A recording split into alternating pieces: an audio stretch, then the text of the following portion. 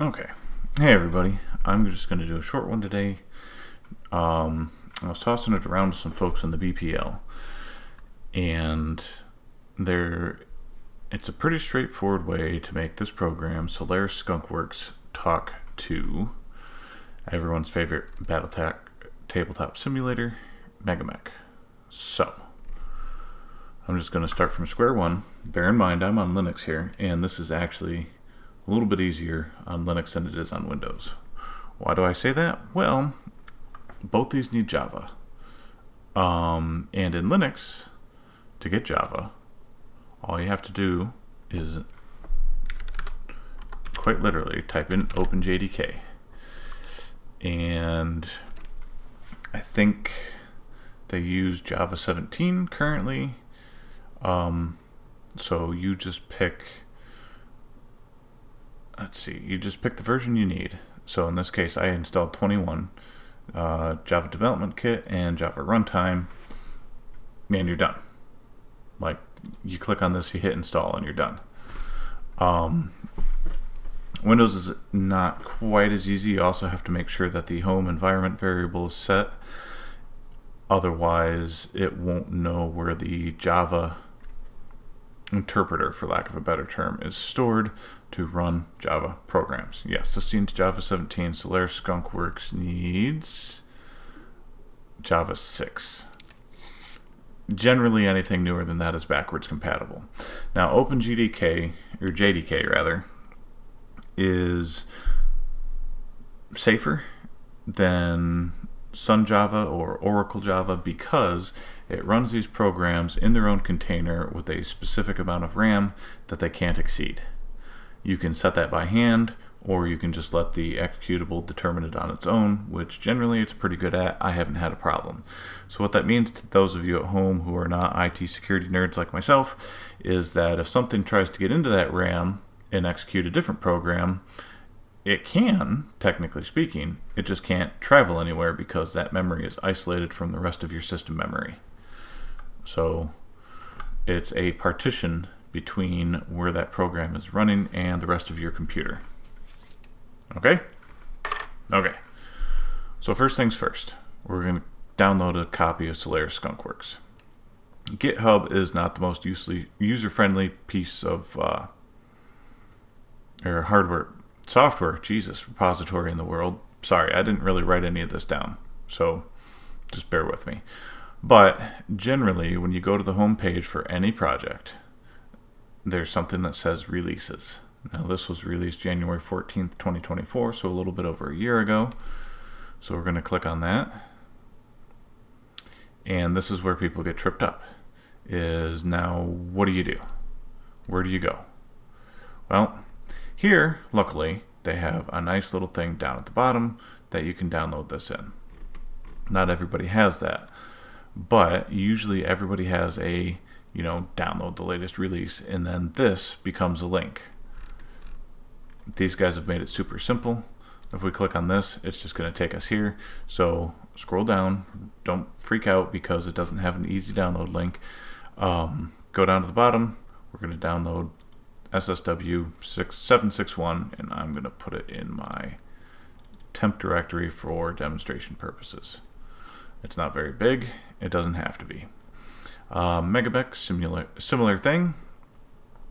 So we're going to go to downloads. By the way, it's SolarisSkunkwerks.com, spelled W-E-R-K-S. And Skunkwerks is apparently all one word. And this is MegaMek, Mek spelled MEK.org. So we're going to download, let's see here,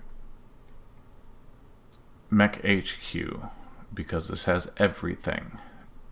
So we're going to go to Linux/Mac OS download. We're going to download it here.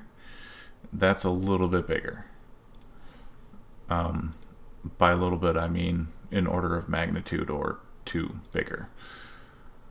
So while that's downloading first, we're going to take Solaris Skunkwerks. We're going to extract it here. That should give us a folder with everything in it, and it does. Now in Linux there's an extra step you have to take For Windows, it already has the batch files or script files here to run them. Linux doesn't use batch files, it uses sh or shell scripts. But if we just right click on that and hit properties, and we go to open or permissions and allow executing file as program, close, should be able to double click it and run it. Now you might get this as an error. I don't know why. I'll be perfect. Just throwing that out there. No idea why.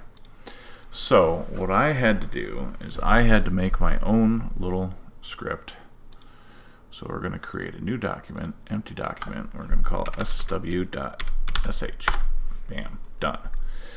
Now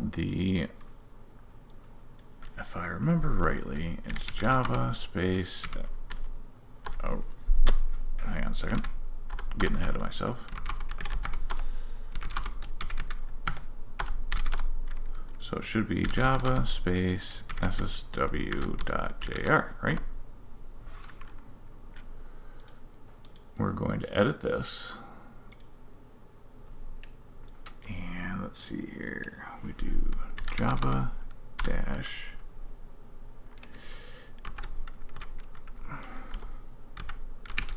dsum.java 2d. Oh, this is for scaling, sorry. Equals 2. So what this does is this scales everything up by a factor of 2 if you have a high DPI display, and dash gar ssw.jar. That's right. Okay. So if we go back to my terminal here and we do Java dash gar, ta-da, and it runs. Now, you'll notice this is a rather old UI, and there's a couple things that I recommend you do before you do anything else. And the biggest one is, in Program, go widescreen. So we exit, relaunch, much easier to use. So let me finish editing this script. And I don't need the UI scale because at 1440p it runs just fine. So we're going to save that, close, same thing, properties, permissions, allow executing this program, done. Has this annoying little pop-up, that's okay. And there, we have Solaris Skunkwerks up and running. Now let me put my laptop away. Now, I love this program. I really do. So this will, it doesn't have literally everything in it, but it's got, it's going to want you to download the master unit list. And that is at this link right here. It'll give you the link when you try to open it. So just download it. I extract it into the base directory of the program somewhere, and I just title it master, and then I point it to that directory, which would be right in here, and I open it up and I hit hey, select this directory. Bam, done. Now in my case, because I've already done that, and I have other alterations that I have made, which are just for my personal use, it's not really going to affect any of you guys. Most of those are just being custom mechs. I'm just going to go ahead and copy this here. Anyway, here you see it says SSW master, and this is where all the units are stored, and I mean all of them. Pretty much if there's a unit that was made in the BattleTech universe, it's going to be in here, and it's going to be carefully categorized as well. This is the one that I need, just because I don't want to recreate things. So we're going to go here. Oops. You got to do the permissions thing on every computer you copy a script to in Linux, which is actually a good thing. Going to run. Now, this is why I said I don't really need 2x scaling on this thing, but we're just going to go for it, or go with it. So it's going to ask us where everything is. We go here, we go here, here. We're going to select this directory. There's all our units. Now the neat thing is, not only is it picking up the ones that it shipped with, it's also picking up the ones that I made in the custom directory. And the easiest way to filter all that out, because this thing has filters up the wazoo, we're going to go non-canon. And you can see a lot of the ones I made in here. And that's honestly the easiest way. So we're going to go with this one, because this is the mech that my pilot drives. And yes, we're not going to get into the whole mixed technology thing, blah, blah, blah. I know. I've had this argument so many times. I know. But what we are going to do is we're going to export this mech to MTF. Now, before I do this, I want to make it a very quick point. If you use fractional accounting, it is legal to use that. What that does is, instead of going by half ton, it goes by 3 decimal places. And the reason why I say it's fine to do that is because you get into certain weapons anyway, and it's already using a 1/4 ton, and this is just kind of maybe a little bit of a logical extreme, but it just kind of expands on that. So if you remove 2 points of armor, it affects how much your mech weighs. But with that enabled, MegaMek does not like that function. It goes by half ton lots. So with this enabled, it's not going to like the build. That doesn't mean it won't work. It means it won't like it. So we're going to export this to MTF, and we're going to save it here. And yes, we're going to overwrite it. Okay. Now the next step is in MegaMek. Now MegaMek uses Java, like I said. So you're looking at a lot of the same things to get it running. So we're just going to go ahead and extract this here, which I admittedly should have had it doing in the background. But because this is a lot of larger files, this doesn't take too terribly long. Alright, so here we are. MegaMek.jar. Now, same thing. Properties, permissions, allow executing files program. Or you can open JDK 11 runtime. Yeah. That's alright. I have a different version that does work. I think I had to do the same thing to get this working. Yeah. I had to script it to get it to work. That's alright. So this is, I don't know if I don't think it's going to be a problem, but this is a tournament version of MegaMek for the BPL mech fight, which I did participate in and unfortunately didn't get very far. But regardless, so we're going to go start a new game. I'm definitely going to have a different password next time. Okay.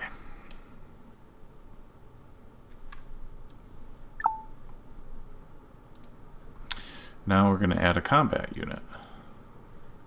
And it's all going to pop up on the wrong monitor because that's what MegaMek likes to do. Now you'll notice,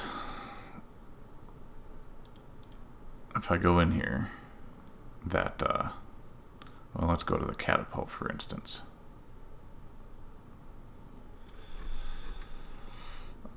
It's not here. So if we go, but if we, because it's a mixed unit, if we go to clan, you know what, it's still not here. Now we got to go into the game options. And this is where things are kind of critical. We have to go to the allowed units and equipment, and we have to allow variable tech level, and we have to allow invalid unit designs. Okay, so now we're going to add a combat unit. Now you see we have these extra categories up here. They're not going to be categorized right, period. Whatever custom unit you made is not going to be categorized correctly. But if we go down here, oh, come on.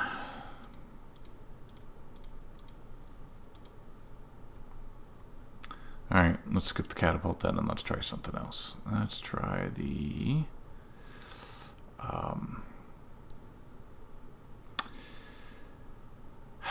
crap. Let's try the Marauder.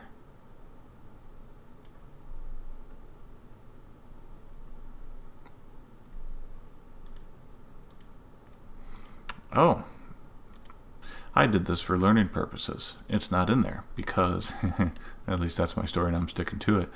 One of the things you have to do in MegaMek before you get that far is you have to go to where the mech data is stored, which is in data and mech files, and we have to create a new folder and we have to call it customs or custom. Now I recommend leaving it all lowercase. So we're going to quit MegaMek. Now that we have that open, we're going to open that in a new tab, and we're going to go back here, and we're going to go to our mech data, and we're going to go to custom. And I exported a whole bunch of MTF files. I did this off screen a while ago so that I had a bunch. So we're going to go to data, we're going to go to mech files, we're going to go to custom, and we're going to paste all those. Now, this units.cache file we are going to delete. Now we're going to rerun MegaMek. No, start a new game, okay. And now it's rebuilding the cache. Now, it should have preserved these settings, and it did. We're going to go to add a combat unit.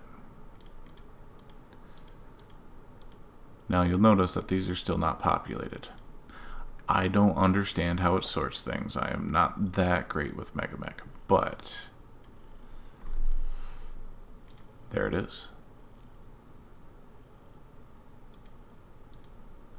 Now,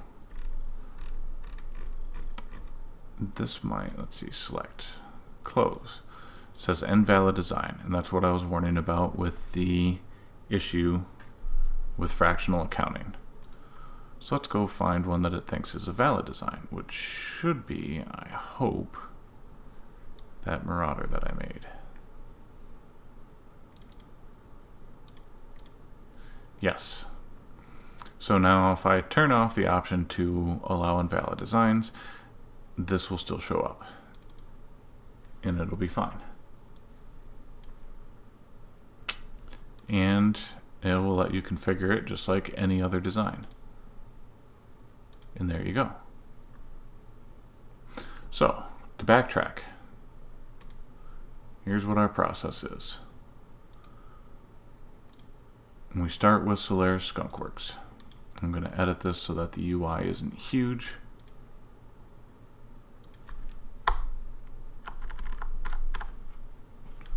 Save, done.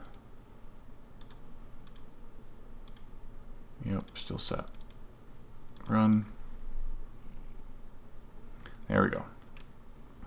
I'm going to open a file, mech I customized that I want in MegaMek. So let's look up the Crusader. The Crusader is one. So here's a Crusader. Ta-da! Now I'm going to export this as MTF. I'm going to save it in my customs directory. So it's already there, we don't care. We're going to go to where everything is stored. We're going to find that Crusader. We're going to copy that into MegaMek, data, mech files, custom. We're going to paste. Yes, we're going to replace it, whatever.